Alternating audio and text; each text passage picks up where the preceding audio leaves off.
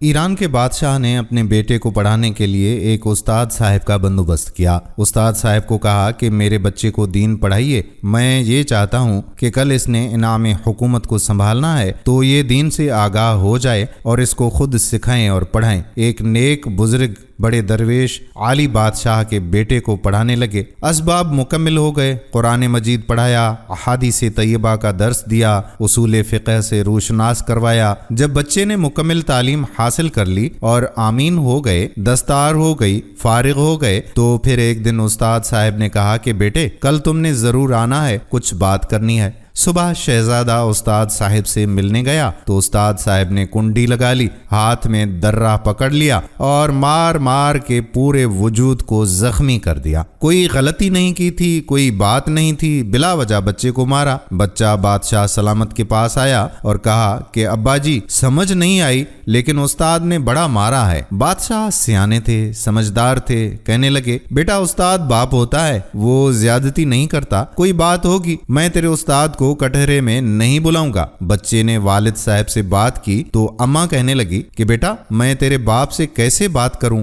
ڈر آتا ہے۔ وقت گزر گیا، 22 سال اس بات کو بیت گئے، بادشاہ کا انتقال ہو گیا۔ شہزادہ تخت پر بیٹھا، پہلا حکم یہ دیا کہ میرے استاد کو بلاؤ۔ استاد جی اب بوڑھے ہو چکے تھے، چھڑی کے اوپر ٹیک لگا کے آئے اور بھویں سفید ہو کے جھک گئی تھیں۔ یوں آنکھ کھول کے بڑی مشکل سے دیکھا، کہنے لگے شہزادے حکم ہو، مجھے کیوں بلایا؟ کہنے لگا میں شہزادہ نہیں، اب میں بادشاہ بن گیا ہوں۔ استاد جی 22 سال گزر گئے، آپ نے مجھے مارا تھا اور وہ آپ نے زیادتی کی تھی، میرا قصور کوئی نہیں تھا، تو نہ تو میری روح سے وہ درد گیا ہے اور نہ میرے جسم سے گیا ہے، میں بے اختیار تھا، پوچھ نہیں سکتا تھا، لیکن آج با اختیار ہوا ہوں۔ سب سے پہلا حکم آپ کا دے کے آپ کو بلایا ہے، بتائیں کہ آپ نے کیوں مارا تھا، میری زیادتی بتائیں۔ تو بوڑھے استاد کی آنکھیں آنسوں سے بھر گئیں، کہنے لگے کہ بیٹے بس آج کے دن کے لیے مارا تھا، یہ جو دن آ گیا نا میری زندگی میں اس لیے مارا تھا، یہ میں چاہتا تھا کہ میری زندگی میں وقت آئے،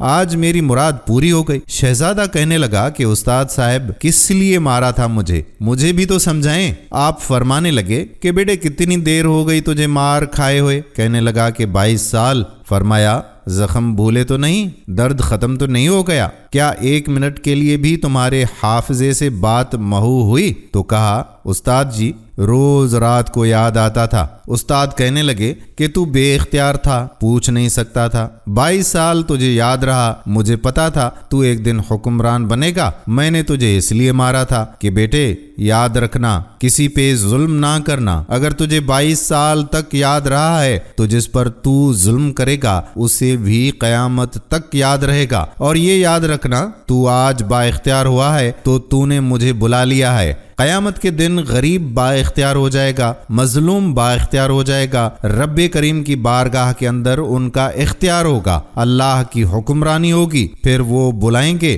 بڑے بڑے لوگ دنیا میں جن کی پگڑیاں اونچی تھیں وہ سر جھکائے کھڑے ہوں گے، دنیا میں جو ڈکٹیٹر بنتے تھے ان کی پشتیں لال ہوں گی، ان کو غدار لکھا جائے گا۔ قیامت تک نہیں بھولے گا ظلم کرنا، تو سوچ سمجھ کر کرنا، اتنا کرنا جتنا تم سہ سکتے ہو، اتنی زیادتی کرنا جتنی قیامت میں تم برداشت کر سکتے ہو۔ میرے نبی صلی اللہ علیہ وآلہ وسلم نے فرمایا ظلم سے بچو، یہ قیامت کے اندھیروں میں سے ایک اندھیرا ہوگا۔ زندگی میں زیادتی نہ کریں، اگر تھوڑی دیر کے لیے کوئی چیز برداشت کر جائیں گے تو وہ فائدہ دے جائے گی، کچھ دیر کے لیے اگر سہ جائیں گے تو نفع مل جائے گا۔ سہنے کی کوشش کریں لیکن زیادتی نہ کریں۔ شہزادے کو زندگی کا عظیم سبق مل چکا تھا کہ اس نے بادشاہت اب کیسے چلانی ہے۔ وہ اٹھے، استاد کی قدم پرسی کی اور ہاتھوں کو چوم کر رخصت کر دیا۔ دوستو یہ یاد رکھنا چاہیے کہ جو بھی زیادتی ہم کسی کے ساتھ کرتے ہیں اس کا جواب آخرت میں بھی ہمیں ضرور دینا ہوگا، اور یہ دنیا بھی مکافات عمل ہے، تو یہاں پر بھی ہمارے ساتھ کوئی نہ کوئی اس طرح کا واقعہ ضرور ہو جائے گا۔ اللہ سے دعا ہے کہ اللہ تعالی ہمیں سیدھے راستے پر چلنے کی کامل توفیق عطا فرمائے، آمین۔